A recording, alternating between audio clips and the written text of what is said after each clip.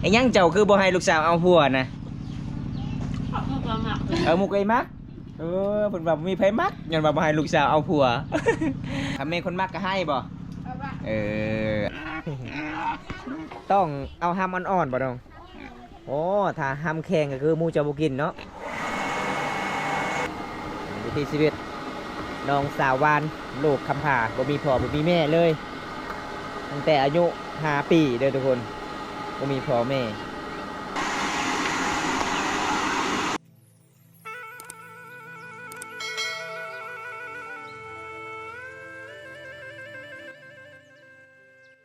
แซ่บแล้วแต่ทองบ่อยากเนี่ย เอาทุกคนเด้จ่าปลาไหลตวงภาษามังกรเอิ้นปลาไหลตวงภาษาลาวเอิ้นมักพร้าวเด้อมื้อนี้ก็คือสาวพายเพิ่นก็มาเด้พี่น้องเอ้ย น้ำจ้า ฝนตกแต่มันร้อนเนาะอากาศร้อนหลาย แทนอุ่นแบ่งซีเลย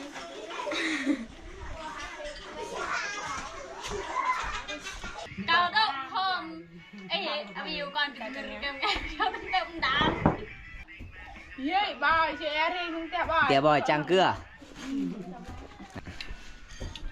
บ่ได้ตำข้าวนะ ดับไป สาวพายสาวนิ่งว่าเจ้าสิเอาผัวเลยได้สาวนิ่งว่าเจ้าสิเอาผัวทางเผาตะอ้อยขะดอง15 ลาดแม่นบ่ ฮะ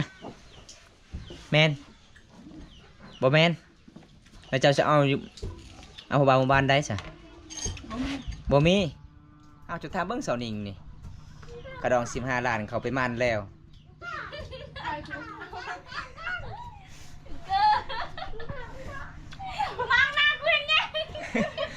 เอา2 คนนี่จักสิเชื่อผู้ใดล่ะทุกคนเลยแม่นเลยเนาะสาวนิ่งเนาะลาบ่ปากบ่เบาชาวพะชาวบ้านก็เว้าว่าเจ้าสิเอาแล้วนี่มีความสุขเลยทุกคนเลยมื้อนี้แต่เป็นกันสิจ้องตา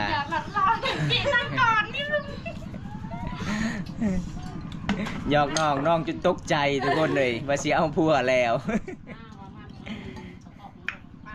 คันลูกสาวสิเอาผัวให้แม่ให้บ่แม่เฒ่าบ่ให้บ่คันมีคนมักต้องอยู่นี่แม่นบ่ใส่เวียกใส่งานไอ้ยังเจ้าคือบ่ให้ลูกสาวเอาผัวนะมุกไอ้มักเพิ่นว่ามีไผมักย้อนว่าบ่ให้ลูกสาวเอาผัวคันมีคนมักคันมีคนมักก็ให้บ่เอาทุกคนในดาวเพิ่นว่าถ้ามีคนมักก็ให้คือกันได้ทุกคน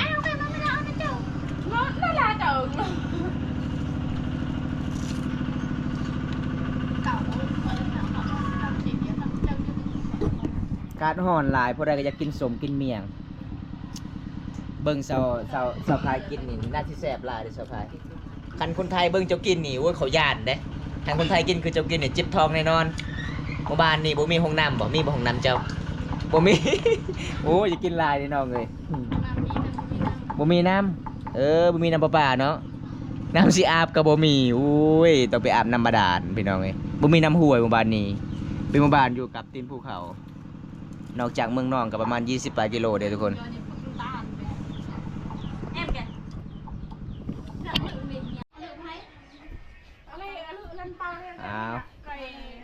ตอนนี้สาวผายเพิ่นมาที่ให้ที่สวนหลังจากกินข้าวกินน้ำเพิ่นก็สิไปกวดเฮือนศาลเด้อีแม่เพิ่นว่าโอ้ยพอเท่านี่บ่ได้กลับบ้านบ่ได้มาบ้านมีแต่3 คนเห็นให้เฮ็ดสวนทุกคนเลยสงสารหลายนี่พอเพิ่นก็มีแต่ไปอยู่ป่าอยู่ดงบ่ได้เฮ็ดเวียกบ่ได้เฮ็ดงาน3 ปีแล้วทุกคนน้องก็เป็นคนสู้ชีวิตดำรงชีวิตก็บ่แม่นเรื่องง่ายสวยเวียกอีพ่ออีแม่ทุกคน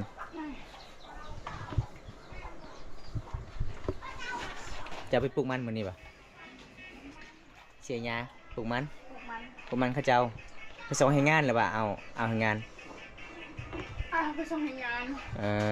ไปส่งให้งานเขาเจ้าคันสิเฮ็ดให้คนเดียวมันก็เมื่อยเนาะต้องเอาให้งานกันดำรงชีวิตนี่ไอ้แม่เพิ่นหากมาแต่ป่าแต่ดง สาวลาวเคสนบอสนี่เราใจดีทุกคนนี่แม่เพิ่นมาฮอดที่ธนาคารถามว่ายอดพ่อเขาเลยบ่สุดยอดพี่น้องนิสัยสาวลาวเขตนี้เด้อทุกคนตอนนี้ก็คือบรรยากาศยามแรง5 โมงแรงแล้วก็คือน้องสาวเพิ่นกะสิเกลือหมู่แล้วเด้อทุกคนเลย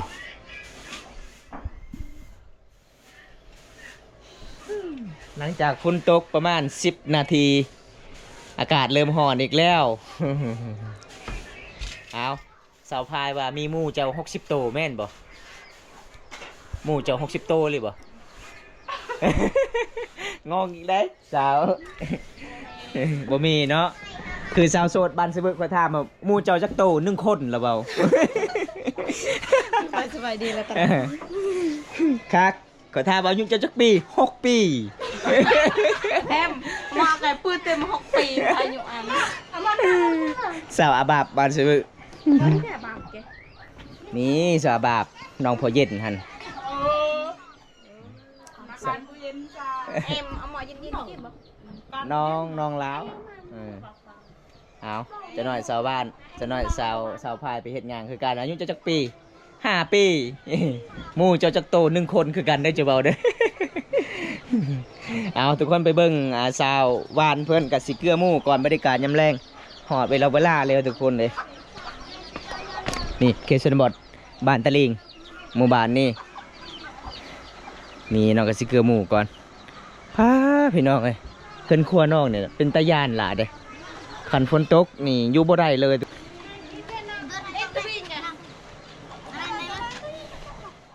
เอื้อยเจ้าวันบ่บ่ได้เออ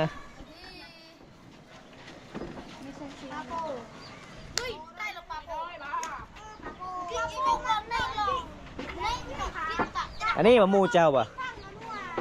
บ่แม่นเออนี่หมูของน้องนะทุกคนอันนี้จะพาเพื่อนของน้องเมืองอีพอเพื่อนบริษัทเวียกใช้งานอีพอของสาวผายทุกคนเลยส่วนสาวหวานเพิ่นกับบ่มีพ่อบ่มีแม่แล้วตั้งแต่น้อยเลย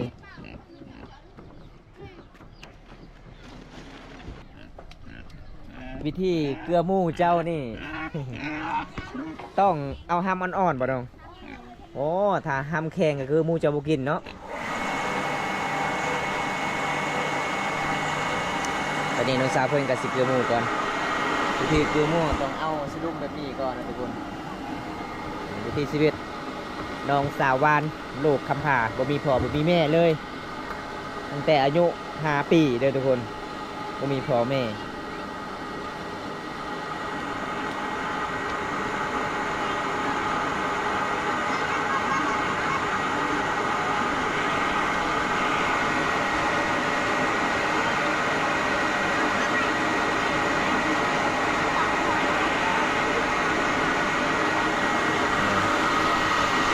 สวนสาวพายเพิ่นก็สิซี่เข้ายังจะใส่แบบนี้นะโอ้คักน้องชีจ้ะเนาะมาทงซี่เข้าทุกคนมีแต่เม็ดไข่อย่างเดียวเลยสุดยอดเก่งเพิ่นซี่เข้าแบบนี้เลยพี่น้องสุดยอดหลาย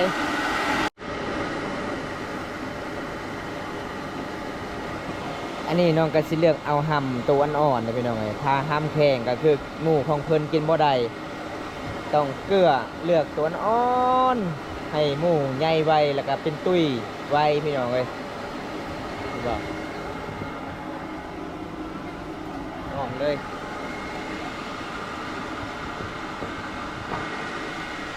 บรรยากาศยามแรงบ้านตะลิงหมู่บ้านตะลิงสาวลาวสาวโสดเกษรบดนี่เขาจะดำรงชีวิตก็คือเป็นมีตลอดเลยทุกคนอันนี้น้องก็อยู่นำเพื่อนหน้าบ่าวหลังจากนั้นน้องก็คืออยากไปเฮ็ดงานอยู่บอนใดมีหักจ้างน้องก็อยากไปเฮ็ดงานทุกคนน้องหาเงินหาทำบ่เป็นเลยช่วงนี้เบิ่งคนครัวโอ้เป็นปองลายเลย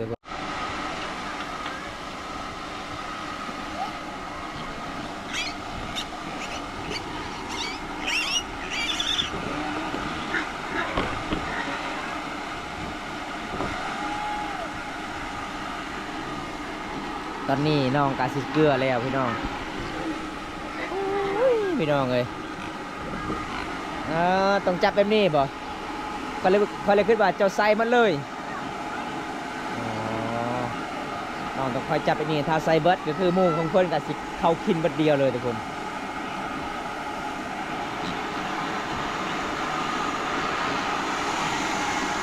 นี่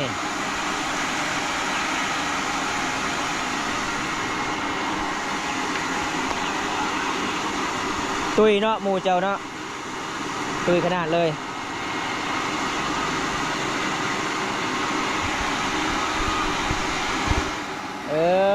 ตัวน้อยทางนี้เอาอันนี้คือลูกท้องเกลือทางนี้ทุกคนลูกมัน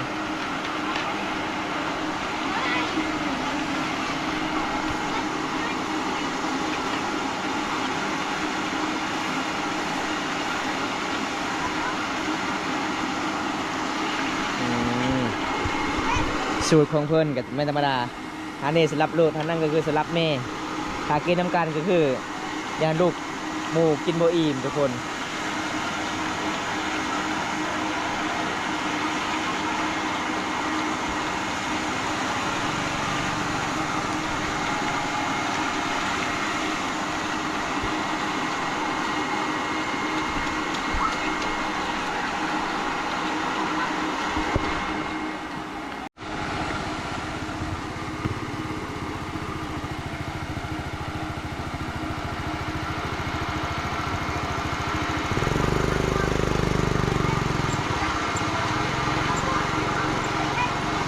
tao giờ này chưa chân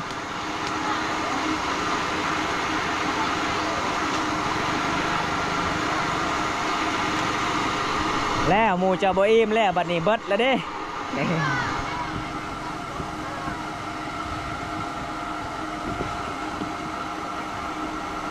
เบิ่งพี่น้องหมูกินบ่อิ่มเลยสิเกลือต่อบ่สะบันตอนนี้น้องก็สิเกลือต่อเลยทุกคนเลยเพราะว่าหมูของเพื่อนกินโบอิ่มหามของเพื่อนโบลายพี่น้องก็สิเลือกตัวอ่อนๆได้ถ้ากาบมันแข็งน้องก็สีปะเลยพี่น้องเลย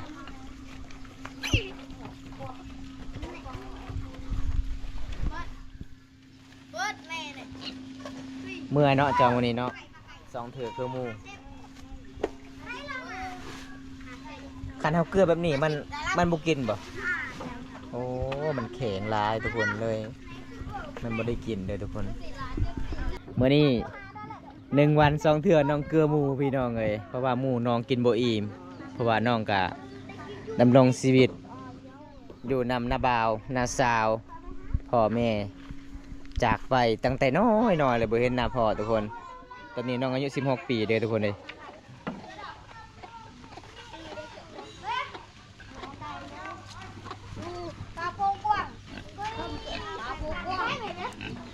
ยืนน้องเนี่ยได้เงินมาแต่ไซ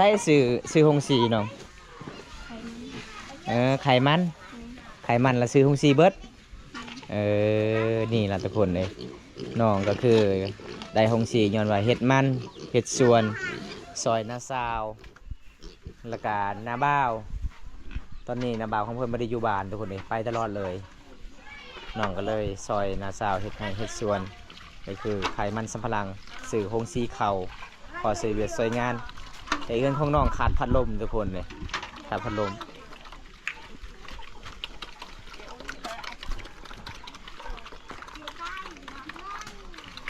น้องก็เป็นคนดุตั้งแต่น้อยเลยเด้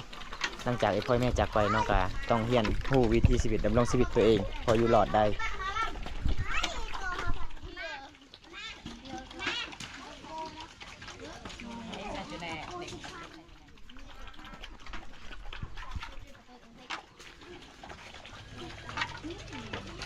มาแล้วมูเข้ามาแล้วน้อง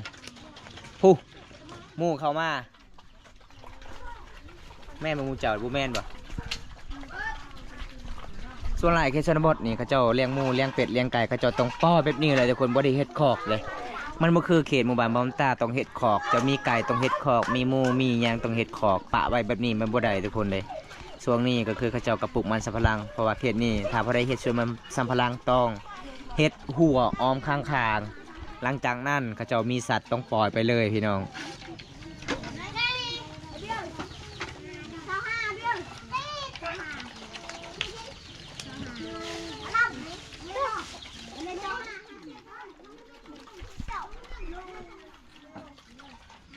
Ajuan tau ke mana ni?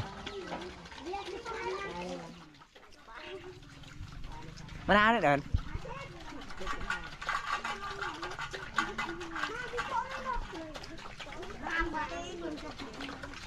Cái đôi ta lẹn trà đôi.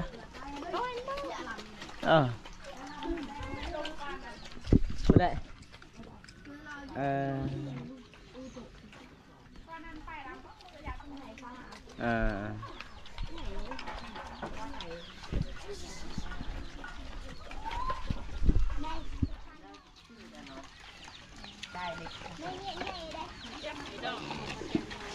พอดีเลยเนาะสำเนียงเนาะอิ่มแล้วตุยแล้ว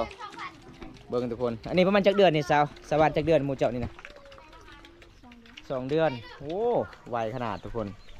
2 3 4 เดือน5 6 เดือนก็ได้ลูกเลยเด้ อยู่ไหนจะบอก3 คนอยู่นี่2 คน จะบอกคือสาวโสดคือกันเดี๋ยวน้อย โสดว่าหมู่เจ้าจักโต1 คนโอ้ อยากหัวขนาดเลยทุกคนเพราะว่าสาวลาวเคยเซนบอยเขาเจ้าก็บอกภาษาลาวบ่ค่อยเก่งบ่ค่อยฮู้เป็นหมู่บ้านที่เนาะสุดกับตัวเมืองนี่ล่ะดำรงชีวิตแบบเดิมๆเลยทุกคนเลยแต่คือถ้าพอได้ใจดีก็อย่าลืมซื้อให้น้องพัดลมแล้วก็น้องอยากไปเฮ็ดงานทุกคนบ่อนใดมีงานเดือนพอใช้ได้น้องก็อยากไปเฮ็ดงานน้องก็ไปเฮ็ดงานช่วงนี้ก็บ่มีไผติดต่อให้ก็เลยน้องก็บ่กล้าไปเงินค้ำสิจ้างรถก็บ่มีทุกคนถ้าบ่อนใดมีก็คือน้องก็สิยืมเงินชาวบ้านไปเฮ็ดงานรับจ้างคือการหาเงินหาคำพอเลี้ยงตนเองได้รอดเป็นยังไงสาวไผ่ออกให้มื้อนี้เมื่อยหลายปะเมื่อยเนาะมาได้ให้ก็เลยน้องซีเขาอีกสาวาดนี่เพิ่นซีบ่เป็นบ่จักบ่เป็นคือกันโอ้ก็เลยคิดว่าซีแล้วก็เอามือมาจกเลย น้องซื้อได้จักเดือนเลยน้องคงสีนี่เดือนนึงอ๋อเก่งเนาะจะหาเงินเนาะฮะเงินไขมันสำปะรังโอ้ได้เงินขายมันสำปะรังราคาซื้อหงสีเข่าเลยทุกคนเลยวันนี้กับบุ้มียังลายสิพายซีนะครับชมตามติดวิธีชีวิตน้องนะทุกคนเอาตอนนี้ไอ้กลับกันเด้อน้องเด้อบายบายนี่บายบายเอาตอนนี้คือสาวบ้านเพื่อนกสิเกลือหมู่ก่อนทุกคนเอาทุกคนตอนนี้บอมตากับสิปิดคลิปไว้สำนีก่อนพี่น้องวันนี้กับบุ้มียังลายสิพายซีนะครับชมไปตามติดวิธีชีวิตสาวลาวเขตชนบทหมู่บ้านตะลิงพี่น้องเลยเมื่อนี้กับไปยิมพยายามสาวนิ่งสาวพายสาวหวานพี่น้องเพราะว่าเป็นสาวขยันในหมู่บ้านเป็นสาวสวยแล้วก็เป็นสาวสู้ชีวิตเฮ็ดให้เฮ็ดสวนพี่น้องดำเนินชีวิตไปเดิมๆเลยหมู่บ้านนี้ทุกคนเพราะว่าใครอยากไปเบิ่งวิถีชีวิตน้องก็คือมาได้เลยทุกคนในสาวลาวจะดำรงชีวิตอยู่บนดอยพี่น้องอยู่ตีนภูเขาเป็นหมู่บ้านที่บ่มีสัญญาณโทรศัพท์ตอนตาเดินทางไปเมืองน้องไปสู่หมู่บ้านน้องก็ตกประมาณ28 กิโลทุกคนตอนตาก็ปิดไว้สักนิดก่อนถ้าพอได้รับชมคลิปนี้แล้วก็อย่าลืมฝากกดไลค์กดแชร์ฝากติดตามฝากเป็นกำลังใจบอมตาคลิปก่อนไปพี่น้องคลิปหน้ากับพบกันใหม่ขอกล่าวคำว่าสวัสดีบ้านสวนไปกันเด้อทุกคนบ๊ายบาย